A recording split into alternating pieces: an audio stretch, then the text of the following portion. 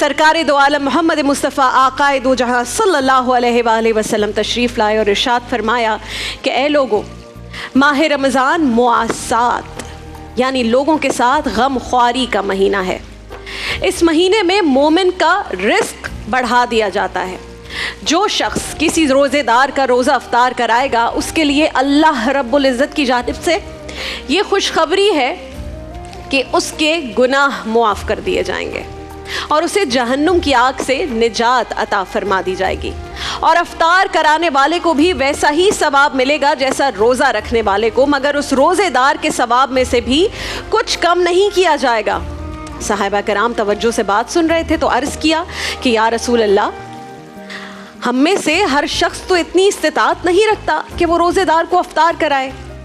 तो आकाए दो जहां रसूलुल्लाह सल्लल्लाहु अलैहि वसल्लम ने फरमाया कि अल्लाह ताला ये सवाब उस शख्स को भी अता फरमाएगा जो एक खजूर से अफ्तार करा दे या एक घूंट पानी पिला दे। फिर आपने फरमाया कि ये ऐसा महीना है कि इसका अव्वल रहमत है, इसका वस्त मग़फ़िरत है और इसका आखिर जहन्नुम से आज़ादी है। तो नाज़रीन मोहतरम, एक तवील हदीस है जिसमें नबी पाक सल्लल्लाहु अलैहि वसल्लम ने रोज़े के बहुत सारे बेशुमार फ़ज़ाइल और माह रमज़ान की बरकतों का ज़िक्र फरमाया है। मैंने आपके सामने अभी जो रिवायत पेश की है उसका सिर्फ़ एक हिस्सा पेश किया है, जिसमें मोमिनीन को ये ताकीद की गई है कि इस माह मुबारक को अपने मुसलमान बहन भाइयों के साथ मुआसात में गुजारें, यानी जानो माल से उनकी गमख्वारी करें, उनके दुख दर्द को महसूस करें, उनकी तकलीफ़ को अपनी तकलीफ़ समझें। नाज़रीन कराम, इसमें एक और चीज़, मैं अभी कल रात को ही एक मुफ्ती मेंक, आप सब जानते हैं, मैं उनका एक लेक्चर सुन रही थी। उन्होंने इतनी खूबसूरत बात की, वो मेरे दिल में यहाँ जाकर फिक्स हो गई। कुछ बातें ऐसी होती हैं ना कि वो आपके दिल को लगती हैं। उन्होंने कहा कि हमारे यहाँ एक अमूमन बात हो गई है कि उसकी मदद करेंगे जो हमें पसंद करता हो।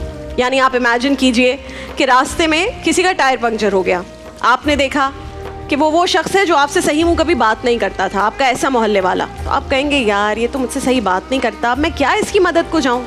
अपनी पसंद को भी मैं साइड पर रख रही हूँ, वो तो एक अलग ही मौजू है। लेकिन अगर कोई और आपको पसंद ना करता हो तो आप क्या करेंगे?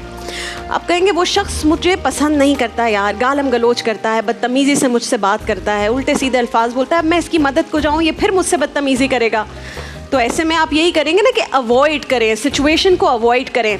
उस पर आपने सोचना है वल्लाहु युहिब्बुल मुहसिनीन, वल्लाहु युहिब्बुल मुहसिनीन, अल्लाह उसे पसंद करता है जो अच्छे काम करता है। खुलासा इसका, जब अल्लाह आपको किसी की मदद के लिए आगे बढ़ते हुए पसंद फरमा रहा है, अल्लाह आपकी इस नीयत को पसंद कर रहा है, तो क्या जाता है कि वो सामने वाला शख्स आपको पसंद ना करे, इससे क्या फ़र्क पड़ता है?